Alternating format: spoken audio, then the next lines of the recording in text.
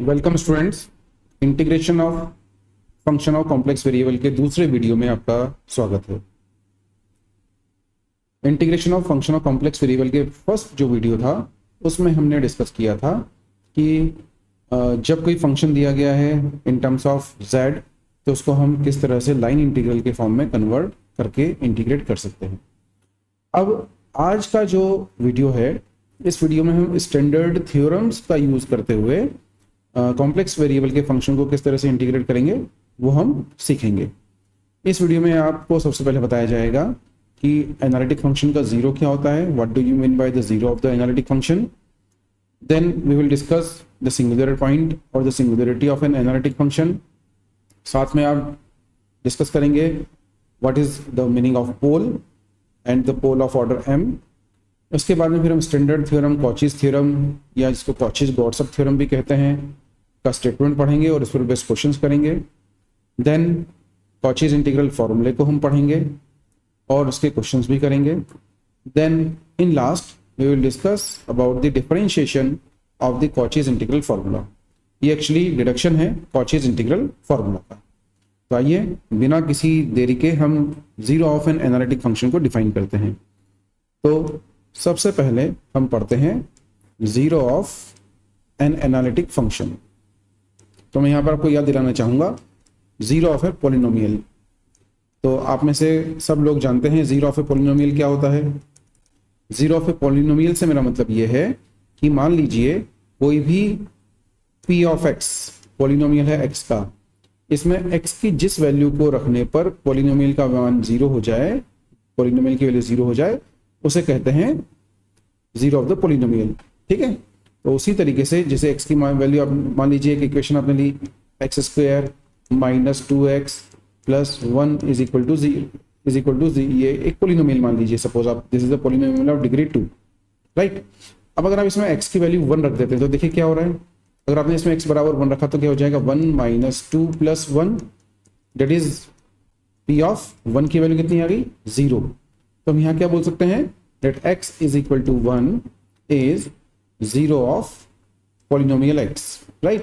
तो जो चीज यहाँ पर हमने सिंपल अलजेब्रा में पढ़ी है वही चीज यहाँ पर अब हम डिस्कस करने जा रहे हैं। बस फर्क क्या हो जाएगा, फर्क सिर्फ इतना रहेगा कि अब हम एनालिटिक फंक्शन, कॉम्प्लेक्स फंक्शन की बात कर रहे हैं और जीरो का मीनिंग सेम रहेगा।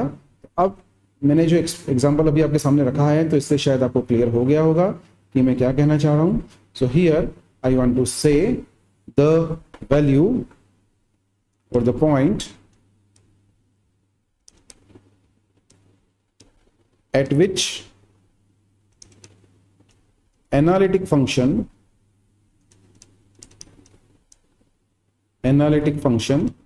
f of z becomes zero, ठीक है, is called zero of polynomial, is called zero of analytic function। ठीक है। एग्जाम्पल लेना चाहेंगे तो जैसा भी हमने एग्जाम्पल लिया आप वैसा एग्जाम्पल ले सकते हैं। मैं एक एग्जाम्पल ले लेता हूं आपके लिए। मान लीजिए आपको दिया गया है f of z is equal to z plus 1 upon z square minus i. इस फंक्शन में जैसे ही आपने z इज इक्वल टू 1 किया तो हम देख सकते हैं at z is equal to -1। आपने जैसे ही z बराबर -1 रखा तो देखिए क्या हो जाएगा, z बराबर -1 रखने पर ये न्यूमरेटर हो गया 0, 0 डिवाइड बाय समथिंग इज 0। तो मैं बोल सकता हूँ z बराबर -1 इस फंक्शन के लिए 0 है। Then z is equal to -1 is 0 of f of z। Clear है। तो मतलब यह हुआ कि कोई भी फंक्शन अगर आपको दिया गया है तो उस फंक्शन के न्यूमरेटर को 0 से इक्वेट कर ले, जो भी वैल्यू z की मिलेगी वही हमारा जीरो ऑफ एनालिटिक फंक्शन होगा। तो ये एक पहली डेफिनेशन हमने यहाँ पर पढ़ी है। अब इसके आगे जो दूसरी डेफिनेशन की हम बात कर रहे हैं वो है सिंगुलर पॉइंट। तो सिंगुलर पॉइंट के पहले मैं आपको एक स्टेटमेंट लिखना चाहूंगा लॉरेंट सीरीज का। लॉरेंट सीरीज कॉम्प्लेक्स फंक्शन के एक्सपेंशन के लिए यूज की जाती है।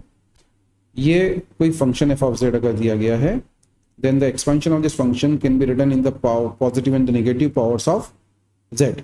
तो ये हो जाता है summation of n is equal to 0 to infinite an z minus a to the power n plus summation n is equal to 1 to infinite bn z minus a to the power minus n, right.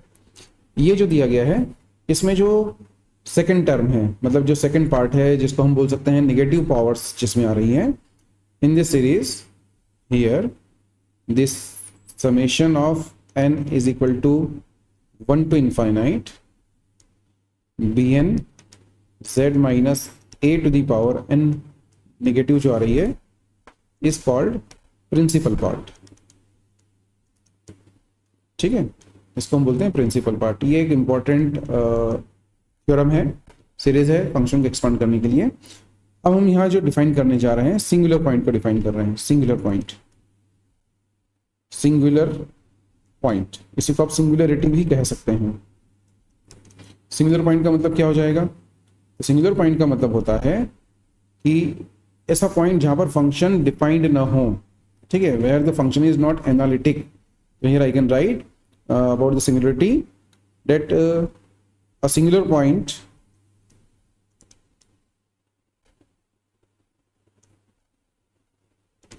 is the point where the given function f of z is not analytic. F of z is not analytic.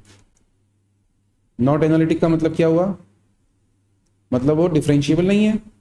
Differentiable नहीं है इसका मतलब क्या हुआ? उसकी limit exist नहीं करती उस पर्टिकुलर पॉइंट पर, नॉट डिफाइंड हो जाए फंक्शन, ठीक है। अगर हमारा फंक्शन किसी पर्टिकुलर वैल्यू पर नॉट डिफाइंड हो जाए तो उसे हम कहेंगे the function is not defined, right. एक एग्जांपल ले लेते हैं। मान लीजिए आपको दिया गया है f of z is equal to z plus 1 upon z square minus i। जो फंक्शन हमने ऊपर लिखा है उसी को हम दोबारा लिखते हैं। इस फंक्शन को देखिए आप, तो मैं लिख सकता हूं इसको z plus 1, आप नीचे अगर फैक्टराइज कर ले तो इसको हम लिख सकते हैं z plus i, सॉरी, इसको अगर आपने फैक्टराइज किया, गलत हुआ मेरा थोड़ा सा,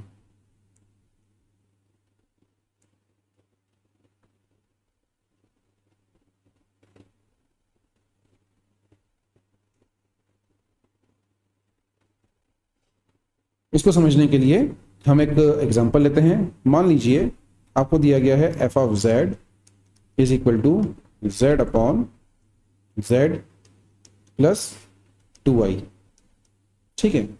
अब इसमें आप फंक्शन में अगर z प्लस 2i जो डिनोमिनेटर आ रहा है उसको 0 से इक्वेट कर लें, डिनोमिनेटर को 0 से इक्वेट किया तो z की वैल्यू आ गई है -2i। तो मैं यहाँ बोल सकता हूँ कि जब z की वैल्यू -2i रखी तो ये फंक्शन क्या हो जाएगा? नॉट एग्जिस्ट हो जाएगा, डिनोमिनेटर 0 हो गया।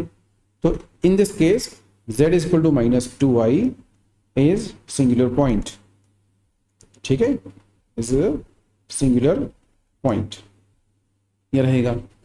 अब थर्ड एक और इंपॉर्टेंट टर्म आती है जिसे हम कहते हैं पोल, ठीक है। अब हम पोल को भी डिफाइन कर लेते हैं यहीं पर इसी स्लाइड में। तो तीनों का जो कंपैरिजन है आपके सामने एक ही विंडो में रहेगा। So now I am going to define about the pole. तो देखिए पोल क्या होता है, अब हम लिख रहे हैं पोल की डेफिनेशन। तो व्हाट इज पोल?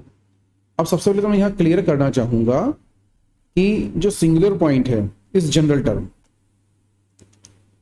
हम क्या बोलना चाह रहे हैं कि जो सिंगुलर पॉइंट है ये एक जनरल टर्म है। तो जनरल में हम क्या बोल सकते हैं? Singular point. और पोल क्या हो गया? एक पर्टिकुलर केस हो गया। तो हम बोल सकते हैं पोल इज पर्टिकुलर केस। अब पोल क्या हो गया? मतलब मैं कहना चाह रहा हूं कि जो पोल है वो सिंगुलर पॉइंट ही एक तरह से, ठीक है। लेकिन अब पोल को बात वही होगी, पोल का मतलब यही हुआ कि the function where function the point where function is not analytic. Singular point में भी आपने यही कहा, ठीक है। लेकिन सिर्फ पोल की जो डेफिनेशन है वो हम यहाँ लिख रहे हैं।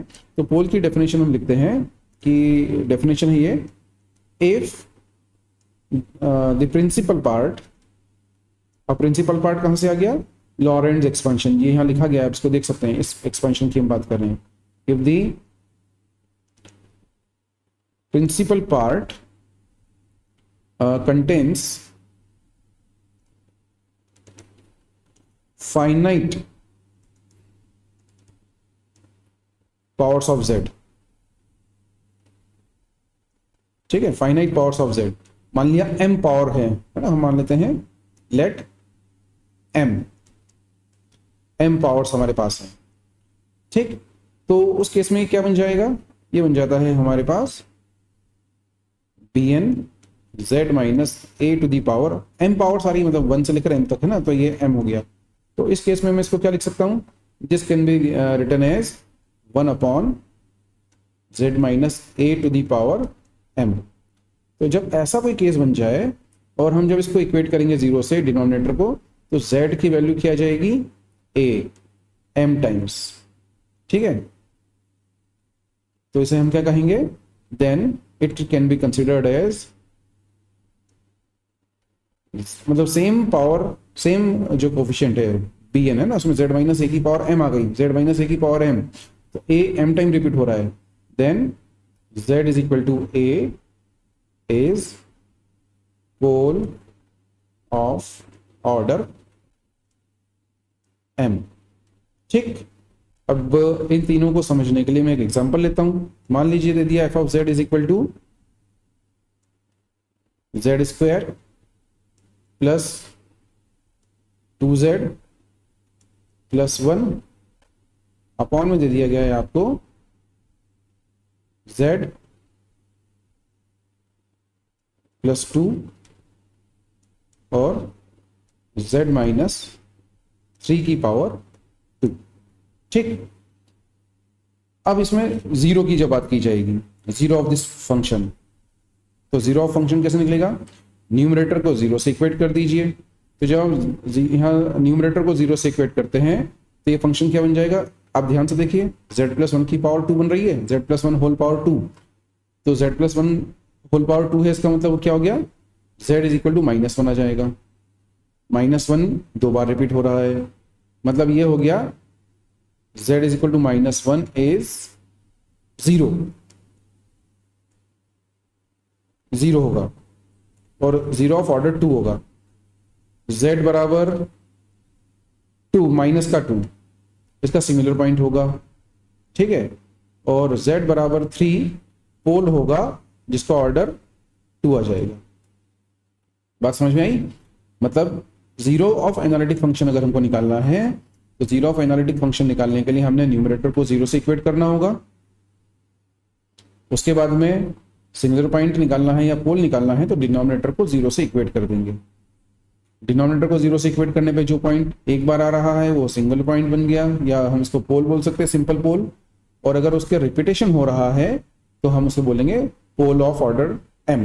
जैसे यहाँ इस एग्जांपल में z माइनस 3 की पावर 2 आ रही है, तो हमने यहाँ क्या लिख दिया, this z is equal to 3 of order 2, ये जो 2 लिखा गया this is order of the pole. तो ये 3 कंसेप्ट हमने यहाँ डिस्कस किए हैं, और ये आगे जो थ्योरम हम पढ़ने वाले हैं उसमें आपको हेल्प करेंगे, ठीक है। अब हम आगे बढ़ने से पहले डिस्कस करते हैं कि कॉम्प्लेक्स, अब जैसे हम जो थ्योरम पढ़ने वाले हैं क्लोज्ड कर्व में हमें उन थ्योरम को इवेल्युएट करना होता है। तो उसके पहले हमें कॉम्प्लेक्स प्लेन में सर्कल को किस तरह से ड्रॉ किया जाता है, क्योंकि हमारे जो मैक्सिमम क्वेश्चंस हैं वो सर्कल पर बेस्ड है। सो here I am drawing the circles. तो एक छोटा सा डिस्कशन हम करना चाहेंगे सर्कल इन कॉम्प्लेक्स प्लेन, ठीक है, सर्कल इन कॉम्प्लेक्स प्लेन। तो देखिए जो इक्वेशन होती है सर्कल की, हम जानते हैं x square plus y square is equal to a square हम लेते हैं, और या आप यहाँ पर आर ले सकते हैं, जैसे आर स्क्वायर। तो एक्चुअली क्या है ये देखिए, अब आप ये हो गया x square plus y square is equal to r square. अब हमने जब कॉम्प्लेक्स नंबर पढ़ा था तो आपको बताया गया था कि z जो होता है वो x प्लस आई वाई के फॉर्म में लिखा जाता है। यहाँ पर हम जब इसको पोलर फॉर्म में कन्वर्ट करते हैं तो r cos theta plus r sine theta के फॉर्म में लिख सकते हैं, और यहाँ पर हम लिखते हैं r into cos theta plus i sine theta. यहाँ पर बताया गया था आर इज द आर्ग्यूमेंट, ठीक है, sorry, here r is the theta is the argument and r is the modulus, ठीक है। अब ये कैसे निकलता है, तो यहां पर निकालने का तरीका था, मॉड्यूलस मतलब क्या हो गया, square root of x square plus y square, इसको हमने क्या नाम दिया था, modulus of the complex number, this is r. अगर आप स्क्वायरिंग कर दें दोनों तरफ तो क्या बन जाएगा, ये बन जाएगा। तो ये जो इक्वेशन एक्चुअली यहाँ दी गई है सर्कल की, इसको हम जब कॉम्प्लेक्स प्लेन में रिप्रेजेंट करेंगे, then this equation in complex plane can be given as mod of z is equal to r, ठीक है। अब हम जो क्वेश्चंस करने जाएंगे उसमें इसी तरह के कुछ टर्म्स लिखी जाएंगी, mod of z is equal to r. तो इसका मतलब क्या हो गया, this is representing an equation of circle whose center are 0 and the radius is r। Clear है, ये चीज आपको पता होना चाहिए सर्कल। इसके अलावा अब एक जनरल हम बात करते हैं, ठीक है। मान लीजिए कि कोई एक सर्कल, जैसे मैं यहाँ आपको इमेज दिखाता हूँ, देखिए ये कोई पॉइंट दे दिया गया जिसमें z0 हमने लिया है इसका सर्कल, इसमें हमने मान लिया z माइनस z0 जो है, z0 is the centre of the circle. तो z माइनस z0 मतलब कि अब सेंटर ओरिजिन नहीं है, जो अपनी इक्वेशन यहाँ mod of z is equal to r लिखे, इसमें हमने माना था कि सेंटर ओरिजिन पर आ रहा है। तो इसका जो सर्कल आप ड्रॉ करेंगे तो इसका सर्कल कुछ इस तरह से बनेगा, हम r रेडियस का एक सर्कल ड्रॉ करेंगे यहाँ पर, इस तरीके से सर्कल बनेगा, ठीक है। तो इसमें जो रेडियस आएगी, this radius is considered as r, ठीक है। लेकिन अब मान लीजिए z0 सर्कल है अदर देन सम पोल या अदर देन ओरिजिन पॉइंट, तो उसकी इक्वेशन z0, तो z0 is the real number, तो रियल पार्ट यहाँ पर आ गया, ठीक है। और रेडियस r है तो इस तरह इसको लोकेट किया जाएगा। इसके अलावा एक चीज फिर से रिमाइंड करना चाहूंगा, जो z is equal to x plus i y है, इसे हम ऑर्डर्ड पेयर के फॉर्म में x, y लिख सकते हैं, ठीक है ना। इसके अलावा जब हम x प्लस आई वाई को ऑर्गेंड प्लेन में या कॉम्प्लेक्स प्लेन में रिप्रेजेंट करते हैं तो उसको किस तरह से रिप्रेजेंट किया जाएगा, x पर डिस्टेंस x हो गई x एक्सिस पर, और y पर y लिया, तो x और y कोऑर्डिनेट जब आप लेते हैं तो उसका लोकेशन इस तरह से हम डिनोट करते हैं x, y। क्लियर है। अब मान लीजिए आपको कोई इक्वेशन इस तरह से दी गई है सर्कल की, z माइनस 4 माइनस 3i, ठीक है। तो सबसे पहले आपको क्या करना पड़ेगा, हमें ये स्टैंडर्ड इक्वेशन है जो लिखी गई है यहाँ पर, this is a standard equation now, z minus a is equal to r. अब यहाँ से कंपेयर करेंगे तो यहाँ पर मैं देख रहा हूँ कि जो पॉइंट हमारा निकल कर आ रहा है, क्या आ रहा है, मैं इसको ऐसा लिख सकता हूँ, mod of z minus 4 plus 3i, ठीक है। इस पॉइंट को ऐसा लिखा जा सकता है, इज इक्वल टू 2। इसका मतलब ये हो गया कि 4 प्लस 3i क्या हो गया, आपका सेंटर है। 4 प्लस 3i मतलब क्या हो गया, x कोऑर्डिनेट 4 है, y कोऑर्डिनेट 3 है, तो x पर 4 और y पर 3 पॉइंट को आपने लोकेट किया, so this is the 4,3 point and radius 2 का सर्कल आपने यहाँ पर ड्रॉ किया। तो ये सिंपल ज्योमेट्री है जो अपने को पता होना चाहिए। आगे जो इंटीग्रल्स हम करने वाले हैं उसमें आपको इसकी जरूरत लगेगी, ठीक है। अब मैं आपको कॉचीज थ्योरम का स्टेटमेंट और उसके क्वेश्चंस बताने जा रहा हूं। तो आइए सबसे पहले हम जानते हैं statement of the Cauchy's theorem. Cauchy's theorem, इसी को कॉचीज इंटीग्रल थ्योरम भी कहते हैं, इसी को कॉचीज गॉर्सट थ्योरम भी कहते हैं। तो 3 नाम है, कंफ्यूज नहीं होना है, Cauchy's theorem, Cauchy's integral theorem और कॉचीज गॉर्सट थ्योरम, तीनों एक ही चीज है। इसका स्टेटमेंट क्या है, इसका स्टेटमेंट ये है कि मान लीजिए कोई फंक्शन है f ऑफ z, ये एनालिटिक है, this function is analytic and f dash z जो डेरिवेटिव है इज कंटिन्यूअस। कंटिन्यूअस है इन अ डोमेन डी, ठीक है, and a simple closed curve C, है ना। तो then the integral of this function along C will be 0, ठीक है। where C क्या है, this C is a closed curve, ठीक है। मतलब हमने क्या कहा, f of z एनालिटिक है और f dash z कंटिन्यूअस इन डोमेन D। मतलब यहाँ पर थोड़ा सा स्पेसिफिकेशन होना चाहिए कि हम ये बोलना चाह रहे हैं कि जो फंक्शन दिया गया है ये the function fz is analytic inside and on closed curve C, ठीक है। तब ये इसका इंटीग्रल 0 होगा। मतलब कि कोई भी फंक्शन आपने जो डिफाइन किया तो इस पूरे फंक्शन के अंदर ये फंक्शन अगर आपका एनालिटिक है, अब एनालिटिक है से मतलब क्या है, कोई भी सिंगुलर पॉइंट नहीं आना चाहिए, ठीक है। एनालिटिक मतलब ये कि डिफरेंशिएबल हो सब जगह, there does not exist any singular point inside this close curve C, ठीक है। तो फंक्शन क्या होगा आपका, इस पूरे सर्कल के अंदर ये फंक्शन एनालिटिक है, then the integral of this function will be 0। एक क्वेश्चन हम इसका करते हैं और समझाने की कोशिश करते हैं इसी। The integral e to the power minus z upon z plus 1 along closed curve C, integrate for z, and where the closed curve C is given by a circle of radius 1/2। अब सबसे पहले आपको थोड़ा समझना पड़ेगा, ठीक है। हम ये समझेंगे कि आपको क्वेश्चन में क्या दिया गया है। एक फंक्शन है, तो यहां से हमने देखा f ऑफ z की वैल्यू क्या आ रही है, f ऑफ z हो गया e की power minus z upon z plus 1, ठीक है। और क्या कहा जा रहा है, ये फंक्शन को इंटीग्रेट करना है हमें इनसाइड दिस सर्कल। अब सर्कल ड्रॉ कर लेते हैं, तो सर्कल हमने ड्रॉ किया, सर्कल हम ड्रॉ करते हैं, तो सर्कल हमने एक रफ स्केच आपको यहाँ बनाना पड़ेगा। Mod of z is equal to 1/2। Mod of z अभी पिछले ही स्लाइड में मैंने डिस्कस किया है कि ये सेंटर 0 0 हो जाएगा यहाँ पर, तो सेंटर हो गया 0 0, this is the centre of the circle.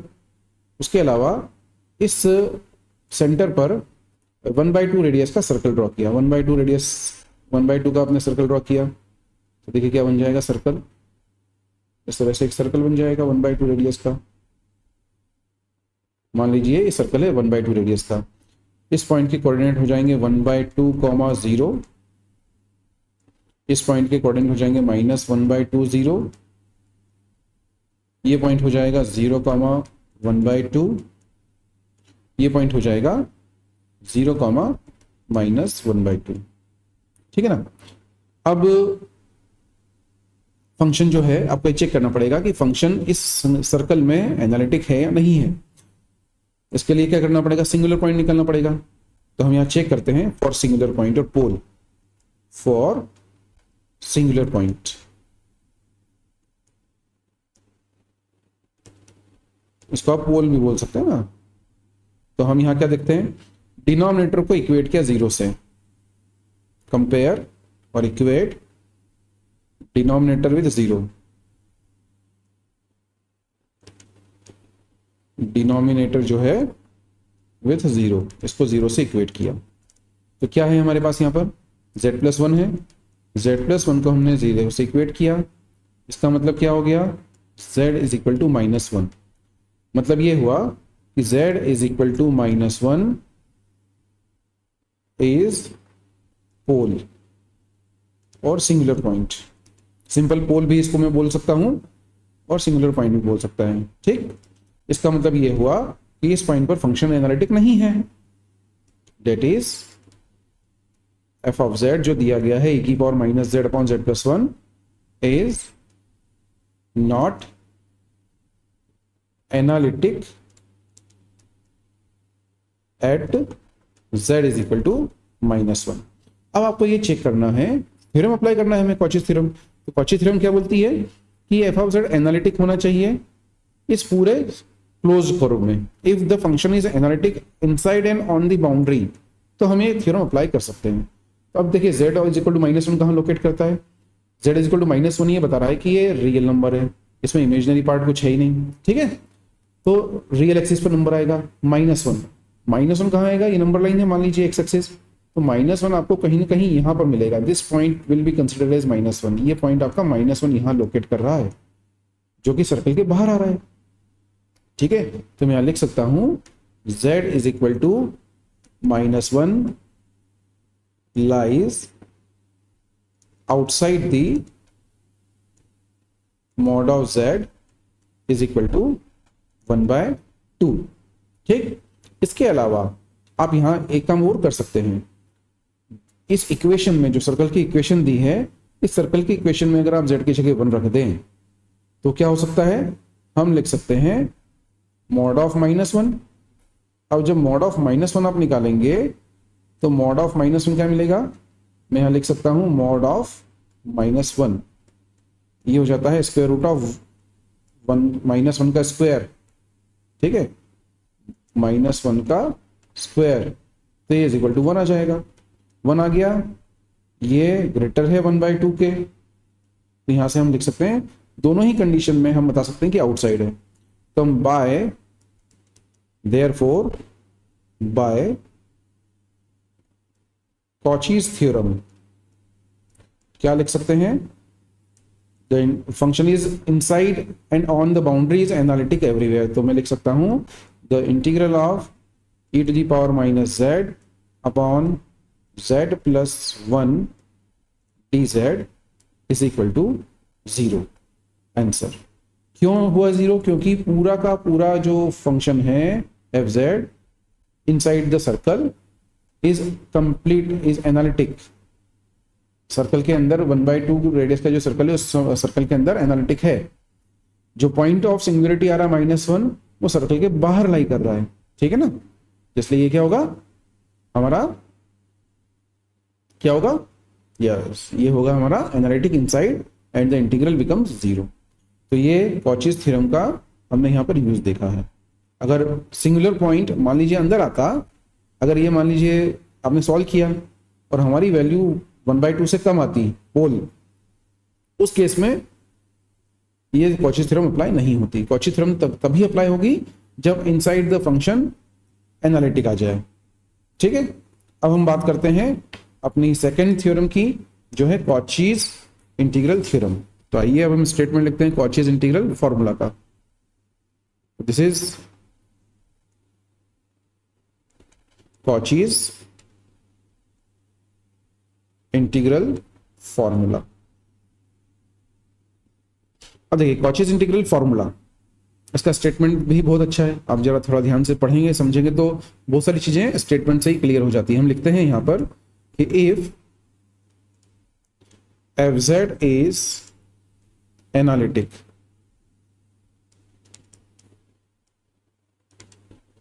Within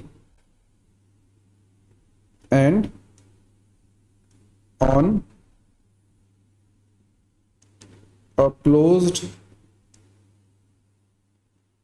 curve C, मतलब कि जो क्लोज कर्व C है उसके अंदर और उसकी बाउंड्री पर फंक्शन एनालिटिक है। And if A is any point inside C, एक पॉइंट हमने A लिया जो कि सर्कल के अंदर है, then integral of f of z upon z minus a d z along closed curve C is equal to 2πi f of a. इसको थोड़ा समझिए, स्टेटमेंट में क्या बोला जा रहा है? स्टेटमेंट में बोला जा रहा है कि फंक्शन एफ जेड जो है वो एनालिटिक है। ठीक है, फंक्शन एफ जेड की बात कर रहे हैं बच्चों, कि वो क्लोज करो के अंदर और क्लोज कर की बाउंड्री पे एनालिटिक है। और जो पॉइंट ए है वो कहां है? A is any point inside the C. A circle के अंदर आ रहा है। मान लीजिए इसको इस तरह से कुछ डिफाइन कर सकते हैं कि मान लीजिए एक सर्कल है, क्लोज करो सी है, और एक पॉइंट ए यहां पर कहीं ना कहीं आ रहा है। अब जो इंटीग्रल जिसको करना है, ध्यान से देखिए, अभी हमने f of z upon z minus a लिखा, मैंने आपको सिंगुलर पॉइंट निकालना भी सिखाया है। तो अगर आप अपना कॉमन सेंस यूज करें तो ये जो फंक्शन जिसको इंटीग्रेट किया जा रहा है यहाँ पर f of z upon z minus a, ये z is equal to a पर सिंगुलर नहीं होगा। क्यों नहीं होगा? क्योंकि जैसे ही आपने f of z upon z minus a में जेड बराबर ए रखा तो डिनोमिनेटर जीरो हो गया, लिमिट एग्जिस्ट नहीं करेगी, नॉट डिफरेंशिएबल, नॉट एनालिटिक। ठीक, तो ये जो फंक्शन जिसको इंटीग्रेट किया जा रहा है ये एनालिटिक नहीं है, लेकिन स्टेटमेंट में आपको कहा गया एफ ऑफ जेड। अब अगर आप ध्यान से देखें तो जो न्यूमरेटर में फंक्शन यहां दिखाई दे रहा है ना, तो स्टेटमेंट में न्यूमरेटर के फंक्शन की बात की गई है। क्लियर है? न्यूमरेटर में जो फंक्शन है उसको इन्होंने स्टेटमेंट में कोट किया है। अब अगर उसी फंक्शन के डिनोमिनेटर में z माइनस ए लगा दिया जाए तो उसको इंटीग्रेट करना है हमें। क्लियर है? तो क्या करना है, अब एक इसका हम क्वेश्चन करके देखते हैं। और इसके बाद में करना क्या होगा, देखिए, अगर जब इस तरह का इंटीग्रल मिल जाए कि न्यूमरेटर जो है वो तो एनालिटिक है, लेकिन कंप्लीट फंक्शन जब आप न्यूमरेटर और डिनोमिनेटर को कंसिडर करते हैं तो वो एनालिटिक नहीं है, उस केस में 2 pi i f of a, 2 pi i as it is multiply हो जाएगा। और एफ ऑफ ए क्या हुआ? एफ ऑफ ए का मतलब ये हुआ एफ ऑफ जेड जो दिया गया था उसमें आपने जेड की जगह ए रख दिया, तो क्या बन जाएगा? ये एफ ऑफ ए बन जाएगा। ठीक है, तो एक क्वेश्चन में इसका आपको एक्सप्लेन करता हूं और इसको समझिए आप। इजी है, डिफिकल्ट कुछ भी नहीं है। कॉम्प्लेक्स इंटीग्रेशन में बस केवल नाम में लिखा है कॉम्प्लेक्स, बाकी कोई कॉम्प्लेक्सिटी हमको यहाँ नहीं मिलेगी। ठीक है, अब देखिए एक क्वेश्चन हम लेते हैं कॉचेस इंटीग्रल फॉर्मूले का। मान लीजिए आपको दिया गया है इवेल्युएट इंटीग्रल along closed करो C z upon z square minus 3z plus 2 dz। ठीक है, along C। अब यहां C को डिफाइन किया गया है, तो C के बारे में क्या बोला जा रहा है? वेयर C जो दिया गया है, this is a circle z minus 2 is equal to 1/2। Clear है? अब हम सबसे पहले क्या करेंगे, इस फंक्शन जो दिया गया है उसके सिंगुलर पॉइंट निकाल लेंगे। तो हम सबसे पहले निकाल लेंगे डिटरमाइन द पोल। ठीक है, तो फॉर पोल और सिंगुलर पॉइंट जो भी आप नाम देना चाहें, हम इक्वेट कर लेंगे डिनोमिनेटर को 0 से। तो z square minus 3z plus 2 is equal to 0। ये क्वाड्रेटिक इक्वेशन है, हमें दो नंबर चाहिए जिनका मल्टीप्लिकेशन 2 हो और उनका एडिशन सब्ट्रैक्शन माइनस का 3। तो इसको मैं -2 -1 के फॉर्म में स्प्लिट करके लिख सकता हूं। तो मुझे यहां से मिल सकता है z minus 1 z minus 2 is equal to 0। यहां से आ जाएगा z is equal to 1 and 2, ये क्या हो गए हमारे आर पोल, सिंपल पोल या सिंगुलर पॉइंट बोल सकते हैं। मतलब ये हुआ कि z इज इक्वल टू 1 और 2 पर फंक्शन एनालिटिक नहीं है। राइट, अब हम ये देखेंगे कि जो फंक्शन दिया गया है ये फंक्शन एनालिटिक तो नहीं है। तो ये जो पॉइंट आपके आ रहे हैं, ये पॉइंट जो सर्कल दिया गया है उस सर्कल के अंदर आ रहे हैं या नहीं आ रहे हैं। तो सबसे पहले देखिए सर्कल क्या हो जाएगा, mod of z minus 2। Mod of z minus 2 मतलब क्या हो गया, सेंटर कहां जाएगा? मैंने आपको बताया था, आपकी जो इक्वेशन है mod of z minus 2 is equal to 1/2। तो ये तो हो गई रेडियस, कार हो गई हमारी 1/2, और जो पॉइंट है क्या हो जाएगा, z माइनस a से कंपेयर किया ना, z minus z0 real number आ रहा है, रियल नंबर का मतलब आ रहा है कि x की वैल्यू दी गई है आपको, तो 2,0 इमेजिनरी पार्ट है ही नहीं, सो 2,0, तो आप एक्सपर्ट ये 1 मान लीजिए, ये 2 मान लीजिए, तो 2,0 हमारा जो सर्कल बनेगा इस पर्टिकुलर पॉइंट पर बनेगा। इस पॉइंट के कोऑर्डिनेट हो गए हमारे 2,0। तो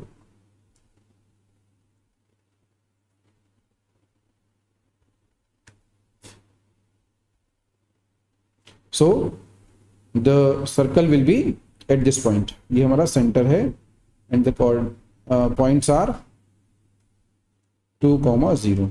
रेडियस कितनी दी है बच्चों? 1/2। तो 1/2 रेडियस का सर्कल है, मतलब क्या ये यहां तक भी नहीं आ पाएगा, ये 1 है यहाँ पर, ये पॉइंट हमारा 1,0 को शो कर रहा है।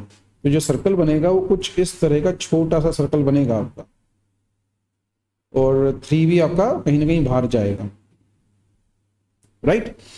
अब ये देखिए जो पोल आपका आ रहा है 1,2, इसमें से 1 और 2 कहाँ लाई कर रहा है? तो 1 तो यहां पर आ गया, बाहर की तरफ आ रहा है। अब ये भी ध्यान से देखना पड़ेगा कि जो पोल है वो भी रियल नंबर है, रियल नंबर 1, तो ये आ गया पोल आउटसाइड द सर्कल, एंड 2 भी, अब 2 जो है वो अंदर की तरफ आ गया।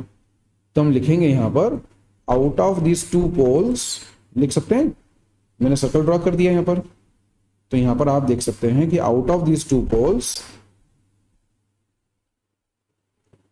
out of z is equal to 1 and 2, only z is equal to 2 lies inside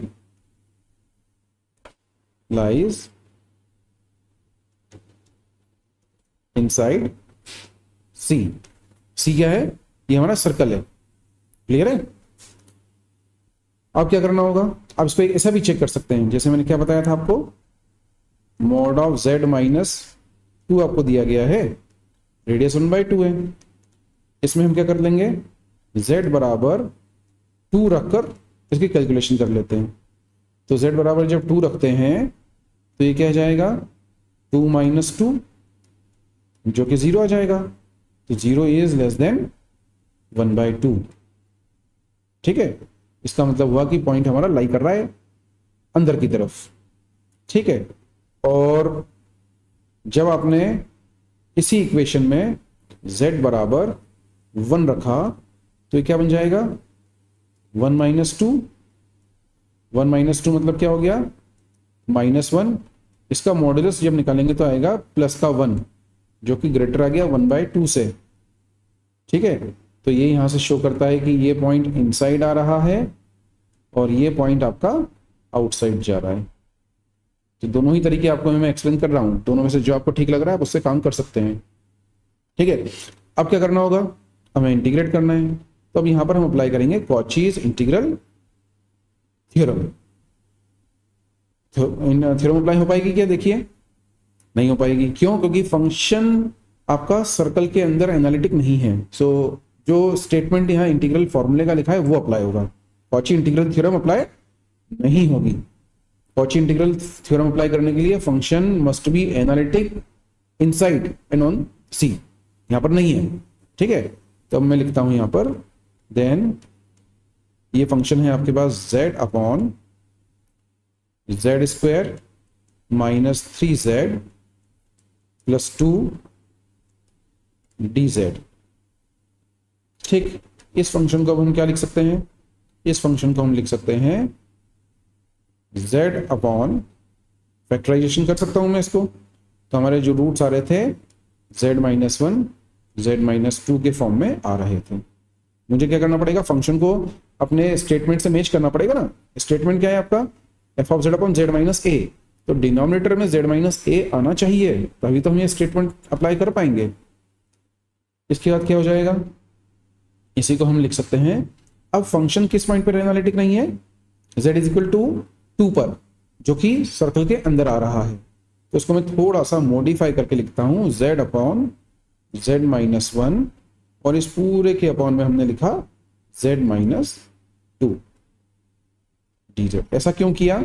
ऐसा इसलिए किया क्योंकि मुझे कॉचीज इंटीग्रल फॉर्मूला अप्लाई करना है, और न्यूमरेटर में जो fz है वो पूरा फंक्शन एनालिटिक है। तो यहां पर z upon z minus 1 analytic होगा। क्यों? क्योंकि z बराबर 1 वाला पॉइंट बाहर चला गया है, ठीक है। अब यहां पर एफ जेड की वैल्यू क्या हो जाएगी, Z upon z minus one.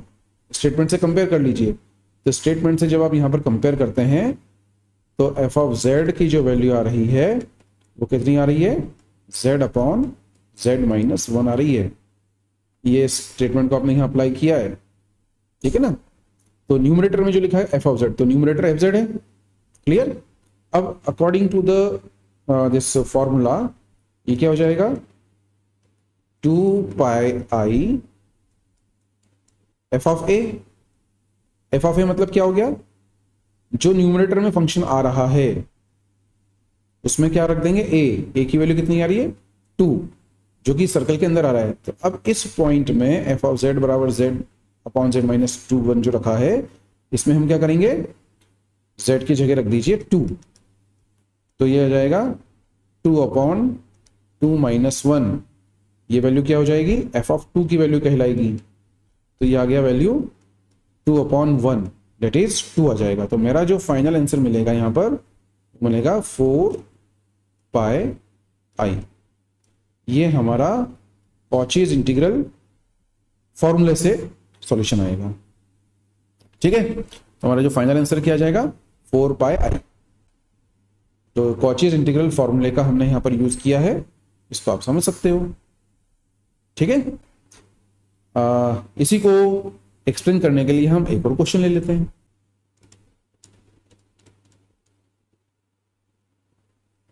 Evaluate integral e to the power z upon z minus 1 z minus 4 dz and the circle C is given by mod of z is equal to 2। अब आपको practice हो गई है तो मैं थोड़ा short में बता रहा हूं। तो यहां से मैं देख सकता हूं, देखते से मुझे पता चल रहा है पोल क्या आ गया हमारे पास, 2 पोल आ रहे हैं यहाँ पर, z इज इक्वल टू 1 आ जाएगा, z इज इक्वल टू 4 आ जाएगा, सही है। अब जो सर्कल है mod of z is equal to 2, इसका जो सेंटर है 0 है, रेडियस 2 है, हमने इसको ड्रॉ किया, ड्रॉ z सेंटर 0 लिया, रेडियस 2, तो रेडियस 2 लेके आपने एक सर्कल को यहां पर ड्रॉ कर दिया। ये पॉइंट के कोऑर्डिनेट हो गए 2,0, सेंटर 0 इसलिए ये हो जाएगा 0,2, ये हो जाएगा 0 माइनस 2, और सॉरी ये हो जाएगा -2 0,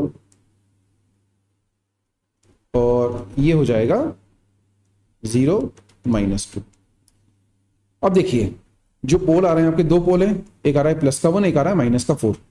पॉजिटिव है, रियल नंबर है, इमेजिनरी पार्ट है ही नहीं। तो जो नंबर लाई करेगा कहां करेगा, ऑन रियल एक्सिस, मतलब एक्स एक्सिस पर ये पॉइंट आएंगे। z बराबर 1, तो ऑब्वियसली z बराबर 1 रेडियस के अंदर आएगा तो 2 से कम है, तो ये पॉइंट आ गया आपका z बराबर 1। z बराबर 4 कहां पर आएगा, तो 2 यहां पर है, तो इसके आगे कहीं ना कहीं ये 2 अगर है तो 3 4 कहीं ना कहीं ये पॉइंट 4 आ जाएगा, तो दिस पॉइंट इज 4,0। तो मैं लिख सकता हूं that pole z is equal to 4 lies outside the circle C, ठीक है। आप इसको चेक करना चाहें तो आप अपनी टेक्निकल भी लगा सकते हैं, जिसके अकॉर्डिंग हम क्या कर सकते हैं, mod of z is equal to 2 जो इक्वेशन थी इसमें आप z बराबर 1 रख दीजिए।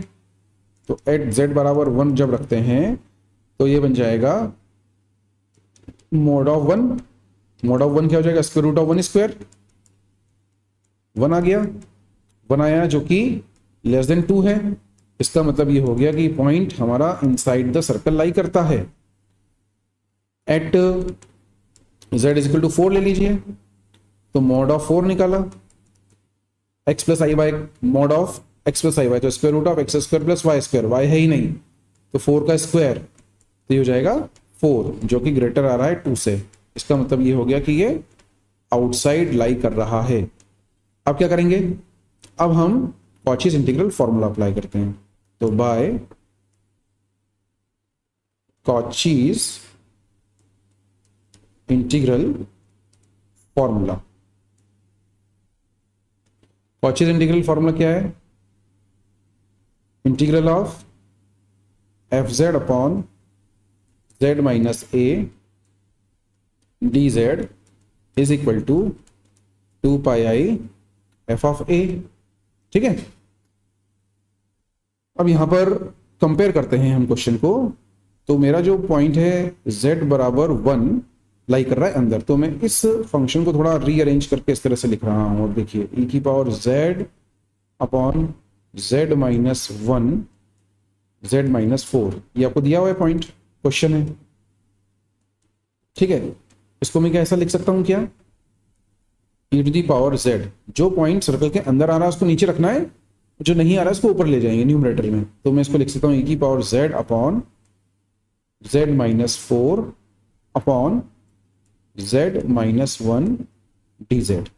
अब हम यहां पर इंटीग्रल फॉर्मूले को कंपेयर कर लेते हैं। तो f ऑफ z की वैल्यू क्या आ गई, तो यहां से f ऑफ z की वैल्यू आ जाएगी, न्यूमरेटर वाला फंक्शन एनालिटिक है इनसाइड द गिवन सर्कल, तो e की power z upon z minus 4 हमारा एनालिटिक है। क्लियर, अब इसको क्या करना है, at z is equal to 1 निकाल लीजिए, f ऑफ 1, क्योंकि पॉइंट a क्या है, यहां पर 1 है, 1 पर फंक्शन एनालिटिक नहीं है, तो मुझे f ऑफ a की वैल्यू लगेगी। तो हम इसमें f ऑफ 1 निकाल लेते हैं।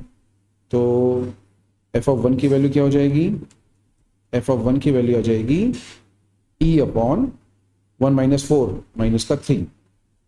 तो देयरफॉर जो इंटीग्रल है उसकी वैल्यू मुझे मिल जाएगी,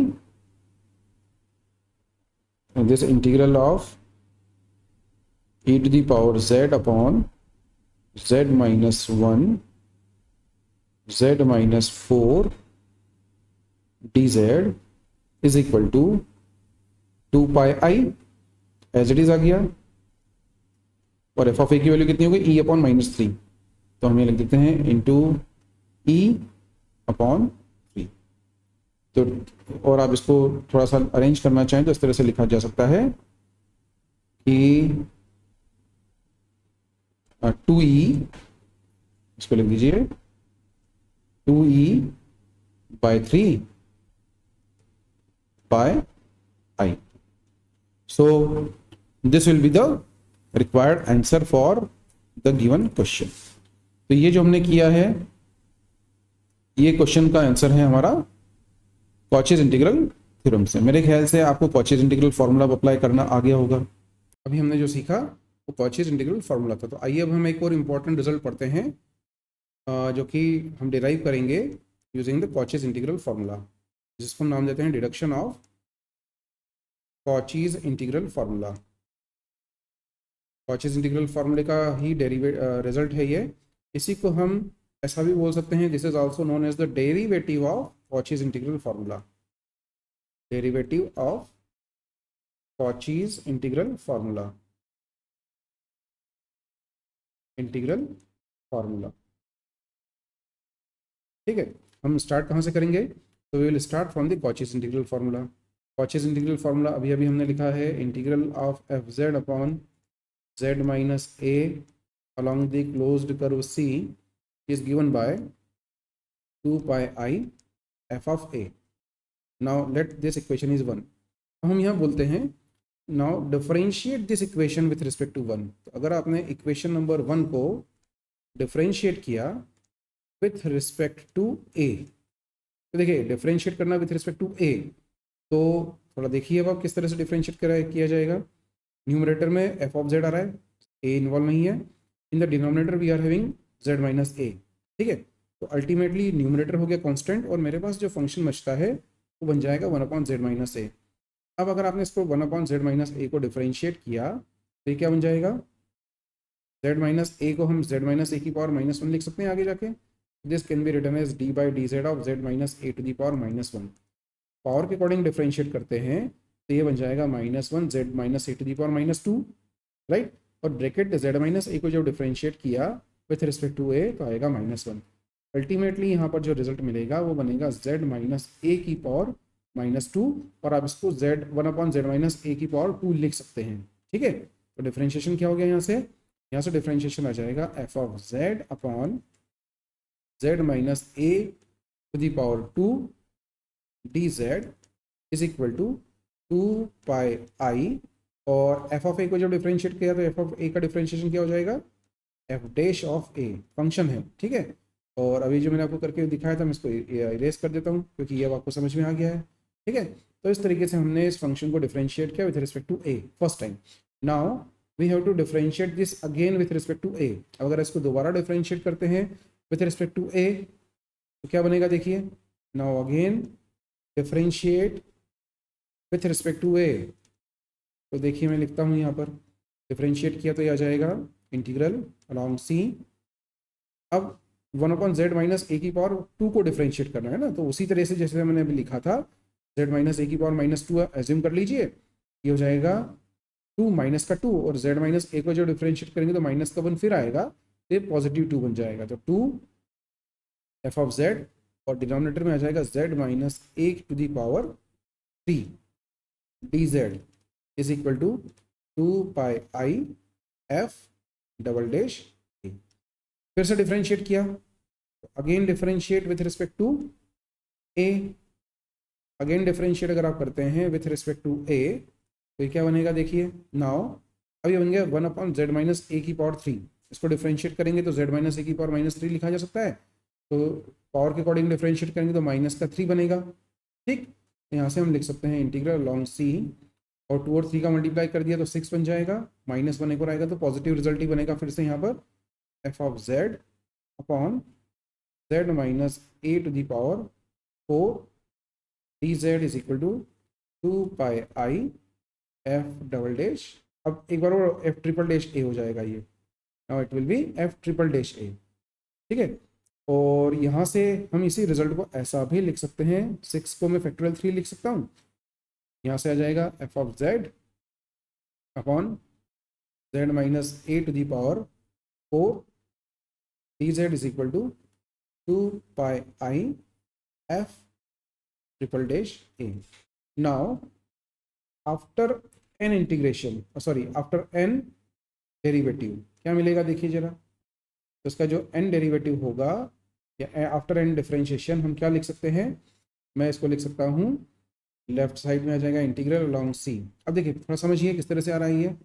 जब फर्स्ट टाइम डिफरेंशिएट किया तो यहाँ पर 1 का मल्टीप्लाई हुआ, सेकंड टाइम डिफरेंशिएट किया तो 2 का मल्टीप्लाई हुआ, थर्ड टाइम में फैक्टोरियल, यहाँ पर आप 6 है तो फैक्टोरियल 3 लिख सकते हैं। मैं एज्यूम कर सकता हूँ फैक्टोरियल 1, फैक्टोरियल 2, फैक्टोरियल 3, तो ये बन जाएगा आपका फैक्टोरियल n। यहाँ पर न्यूमरेटर में एफ ऑफ जेड ही आ रहा है, चाहे कोई सा भी डेरिवेटिव आप कंसिडर कर लें। डिनोमिनेटर में जेड माइनस ए, और जेड माइनस ए की पावर आ रही है कितनी, जब फर्स्ट टाइम डिफरेंशिएट किया तो पावर 2 आई, सेकंड टाइम डिफरेंशिएट किया तो यहाँ पावर 3 आ रही है, आप देख सकते हैं, ठीक है। जब थर्ड टाइम डिफरेंशिएट किया तो पावर 4 आ रही है, तो here we can write z minus a to the power nth derivative है, यहाँ पर n+1 आ जाना चाहिए, d z is equal to 2 pi i. अब यहाँ पर फर्स्ट डेरिवेटिव था तो एफ डैश ए आया, सेकंड डेरिवेटिव में एफ डबल डैश ए आया, थर्ड में थर्ड डेरिवेटिव आ रहा है तो nth में nth डेरिवेटिव आएगा जिसको हम एफ एन ए लिख सकते हैं। तो this is the formula of derivative of the Cauchy's integral formula.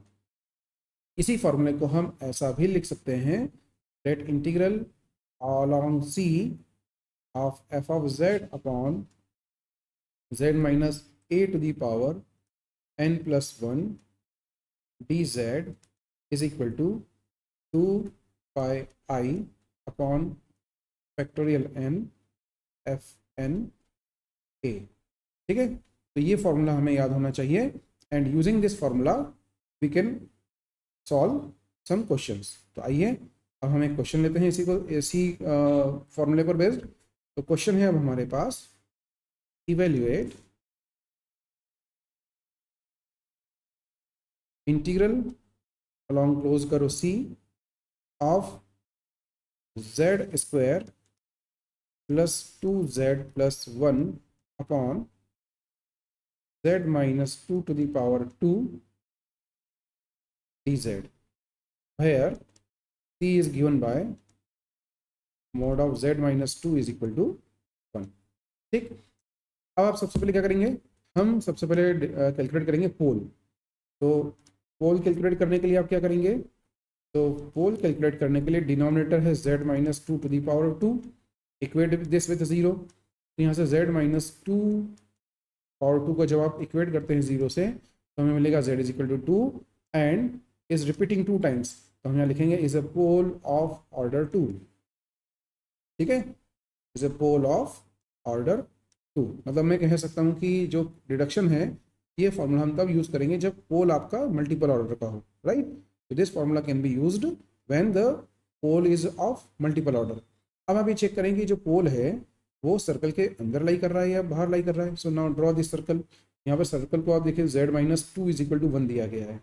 ठीक, यहाँ से रेडियस कितनी हो गई इसकी 1 हो गई, और सेंटर क्या हो जाएगा, सेंटर आ गया है 2, 2,0 आप ले सकते हैं क्योंकि z माइनस टू है, रियल नंबर 2 दिया गया है। जब हम इस सर्कल को ड्रॉ करते हैं तो यहाँ से हम यहाँ ले सकते हैं एक नॉट ड्रॉ द सर्कल, हमने ले लिया इसको, ये पॉइंट 1 ले लिया, दिस इज पॉइंट 2। जब एक सर्कल ड्रॉ किया तो सर्कल सेंटर 2 लेके रेडियस 1 से ड्रॉ किया, तो this point will be consider as 2,0, radius 1 है तो ये पॉइंट 30 हो जाएगा और ये पॉइंट 10 हो जाएगा, राइट। अब चेक करिए कि z इज इक्वल टू 2 जो पोल है वो सर्कल के अंदर लाई कर रहा है क्या, यस ऑब्वियसली। तो z is equal to 2 is the point centre itself, so I can say z is equal to 2 lies inside the circle C, inside the circle C, right। अब अगर ये सर्कल C है के अंदर आ रहा है, ठीक है, तो क्या करेंगे हम, इसको आप ऐसा भी कर सकते हैं, जो सर्कल की इक्वेशन है आप यहाँ से भी देख सकते हैं कि z माइनस टू, अगर आप इसमें पुट करते हैं 2, z की जगह 2 रख दें तो 2 माइनस टू आएगा, 2 माइनस टू की वैल्यू 0 आती है एंड 0 इज लेस देन 1, तो मैं यहाँ से भी बता सकता हूँ 0 लेस देन 1 है, that is lies inside C। ठीक है, तो दोनों तरीके से आप कोई सा भी तरीका अप्लाई कर सकते हैं एग्जाम में, इनसाइड द सर्कल C। अब हम अप्लाई करेंगे Cauchy's integral formula, sorry derivative of Cauchy's integral formula. तो हम यहाँ लिखते हैं by derivative of Cauchy's integral formula, Cauchy's integral formula. Formula लिखें जल्दी से, फार्मूला क्या याद होना चाहिए अब अपने को, फार्मूला है integral of f of z upon z minus a to the power n plus 1 is equal to 2 pi i upon factorial n f dash, यहाँ पर nth डेरिवेटिव आएगा एफ एन ए, राइट। अब जो question आपको दिया गया है, हम क्वेश्चन लिखते हैं, तो क्वेश्चन में मुझे कहा गया है इंटीग्रल करना है z square plus 2z plus 1 upon z minus 2 to the power 2 को, राइट, हमें इसको इंटीग्रेट करना है यहाँ पर। तो जब कंपेयर कर रहा हूँ मैं तो क्या मिल रहा है मुझे, एफ ऑफ जेड की वैल्यू आ जाती है यहाँ से Z square plus 2z plus 1, right. तो यहाँ से जब हम लिखेंगे रिजल्ट, तो अकॉर्डिंग टू द थ्योरम आप कंपेयर करिए, n प्लस 1 की वैल्यू कितनी आ गई यहाँ से, तो n प्लस 1 की वैल्यू यहाँ पर आ रही है 2, ठीक है। अगर n प्लस 1 की वैल्यू 2 है तो n की वैल्यू कितनी होगी, हम 2 को लिख सकते हैं 1 प्लस 1, राइट, n की वैल्यू आ रही है 1 यहाँ पर आप लिखेंगे 2 पाई आई अपॉन फैक्टोरियल 1 और f n की वैल्यू 1 हो गई, तो फर्स्ट डेरिवेटिव लेना है किसका, f का, और पॉइंट क्या है a की वैल्यू, a मतलब पोल है यहाँ पर 2 पर, हमारा आंसर क्या आएगा 2 pi i f dash 2, f dash चाहिए तो हमने एफ डैश की वैल्यू निकाली यहाँ से, एफ डैश की वैल्यू हो जाएगी यहाँ से 2z प्लस 2। आपने यहाँ पर क्या किया, अब z की जगह 2 रखना है, तो जब z की जगह 2 रखते हैं तो यह आ जाएगा 2.2 प्लस 2, सॉल्व किया तो 2 टू 4 प्लस 2 6 आ जाएगा। इस तरीके से अगर आप यहाँ पर वैल्यू रखते हैं तो ये आ जाएगा 2 पाई आई एफ डैश की वैल्यू है 6, मेरा आंसर आ जाएगा 12 pi i. Hence what I can write that हमारा आंसर आ गया कि जो इंटीग्रल आपको दिया गया था, integral of z square plus 2z plus 1 on z minus 2 to the power 2 dz is 12 by I, this is the required answer, right। तो इस तरीके से कॉचीज इंटीग्रल फॉर्मूले का डेरिवेटिव हमने यहाँ पर यूज किया है, और इसके क्वेश्चंस भी कई बार एग्जाम में पूछे जाते हैं, तो काइंडली प्रिपेयर इट। तो आप जुड़े रहिए। चैनल अगर आपने अभी तक सब्सक्राइब नहीं किया है तो आप सब्सक्राइब कर लें और keep learning. Thank you very much. Have a nice day.